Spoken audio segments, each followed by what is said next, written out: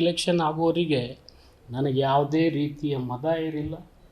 ರೈತರ ಸಲುವಾಗಿ ಇನ್ನೂ ಎಷ್ಟು ಬೇಕಾದರೂ ನಾನು ವಿರೋಧ ಏನು ಇವ್ರು ಮಾಡ್ತಾ ಇದ್ದಾರೆ, ಇವ್ರು ನೀತಿ ಮಾಡ್ತಾ ಇದ್ದಾವೆ, ಅದ್ರ ಬಗ್ಗೆ ನಾನು ನಿರಂತರ ಹೋರಾಟ ಮಾಡ್ತೀನಿ. ರೈತರ ವಿರುದ್ಧ ನನಗೆ ಇವ್ರು ಕಟ್ಟಿದರೆ ಏನಾಗೋದಿಲ್ಲ. ನನಗೆ ರೈತರ ವಿರುದ್ಧ ನಾನು ಮಾಡಿದರೆ ಅದೊಂದು ಅಪರಾಧ. ರೈತರ ಹಿತ ಆಗಬೇಕಂತ ಇವತ್ತು ನಾವು ಈ ಎಲ್ಲ ಕೆಲಸಗಳನ್ನು ನಾವು ಮಾಡ್ತಾಯಿದ್ದೀವಿ. ಅವರಿಗೆ ಸಹಿಸ್ಲಿಕ್ಕೆ ಆಗ್ತಾಯಿಲ್ಲ.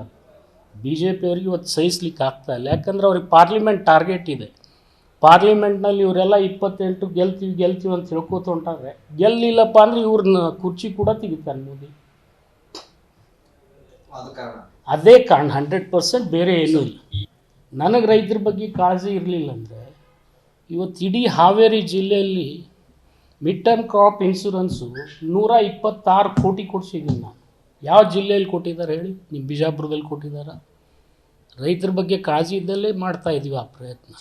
ಮತ್ತು ರೈತರಿಗೊಂದು ಯೋಗ್ಯ ಬೆಲೆ ಸಿಗಬೇಕಂದ್ರೆ, ಈಗ ಟಮಾಟಿಗೆ 200 ರೂಪಾಯಿ ಬಂದರೆ ಇಡೀ ಟಮಾಟಿಗಳನ್ನೇ ಎಲ್ಲರೂ ಸರ್ಕಾರ ಕಿತ್ಕೊಂಡು ಉತ್ತರ ಪ್ರದೇಶದಲ್ಲಿ ಫ್ರೀ ಮಾಡಿಸಿದ್ರು. ಕರ್ನಾಟಕದ ಇದೇ ಕೋಲಾರದ ರೈತರು ಉತ್ತರ ಪ್ರದೇಶಕ್ಕೆ ಹೋಯ್ದರೆ ಅದನ್ನು ಸೀಸ್ ಮಾಡಿ ಎಸೆನ್ಷಿಯಲ್ ಕಮಾಡಿಟಿ ಅಂಥೇಳಿ 80 ರೂಪಾಯಿ 90 ರೂಪಾಯಿ ಕೊಟ್ಟರು. ಇಲ್ಲಿ 200 ರೂಪಾಯಿ ಖರೀದಿ ಮಾಡಿದರು. ಅಲ್ಲಿ ಹೋಗಿ ಅಷ್ಟು ಕೊಟ್ಟು ಬಂದರು. ಅವಾಗ ಏನು ಮಾಡಿದ್ರು ಇವರೆಲ್ಲರೂ?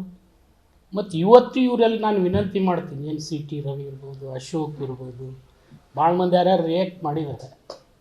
ನಿಮ್ಮಲ್ಲಿ ಅಷ್ಟು ರೈತರ ಬಗ್ಗೆ ಕಾಳಜಿ ಇತ್ತಂದರೆ ಶುಗರ್ ಎಕ್ಸ್ಪೋರ್ಟ್ ಬ್ಯಾನ್ ಮಾಡಿ ತೆಗೀರಿ, ರೈಸ್ ಎಕ್ಸ್ಪೋರ್ಟ್ ಮಾಡಿ ಬ್ಯಾನ್ ಮಾಡಿ ತೆಗೀರಿ, ಉಳ್ಳಾಗಡ್ಡಿ ಎಕ್ಸ್ಪೋರ್ಟ್ ಆಗೋದನ್ನು ಯಾಕೆ ನಿಲ್ಲಿಸಿದ್ದೀರಿ?